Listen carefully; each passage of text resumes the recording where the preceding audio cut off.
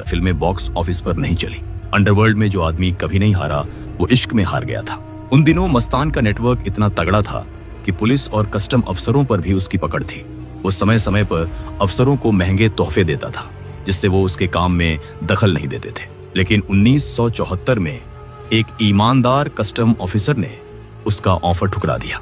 उल्टा उस ऑफिसर ने मस्तान की स्मगलिंग पर लगातार रेड डालनी शुरू कर दी। जब भी पोर्ट पर मस्तान का माल आता वो ऑफिसर उसे पोर्ट पर ही पकड़ लेता। मस्तान को धंधे में भारी नुकसान उठाना पड़ रहा था। आखिरकार मस्तान ने अपनी राजनीतिक पहुंच का इस्तेमाल किया और उस ऑफिसर का ट्रांसफर करवा दिया। जिस दिन वो ऑफिसर मुंबई एयरपोर्ट से अपनी फ्लाइट में चढ़ा उसी फ्लाइट में मस्तान भी आ गया। सफेद कपड़े, आंखों में जीत की चमक।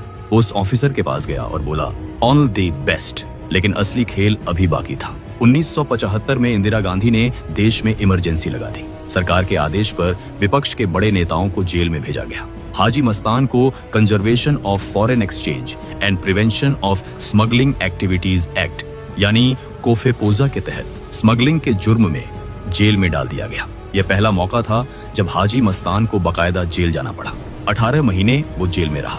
जेल में उसकी मुलाकात जयप्रकाश नारायण से हुई जिन्हें सब जेपी कहते थे। जेपी के पास न दौलत थी न सत्ता की भूख, लेकिन लोग उनके एक इशारे पर कुछ भी करने को तैयार रहते थे। मस्तान ने पहली बार महसूस किया कि उसकी आलीशान जिंदगी जेपी की शख्सियत के सामने कितनी छोटी है। जेपी ने उसे जुर्म से नाता तोड़कर एक आम जिंदगी जीने की सलाह दी और मस्तान ने उस सलाह को गंभीरता से लिया। जेल से निकलने के बाद मस्तान सबसे पहले हज पर गया। वापस आकर उसने तस्करी की दुनिया को अलविदा कह दिया और राजनीति के मैदान में उतर गया।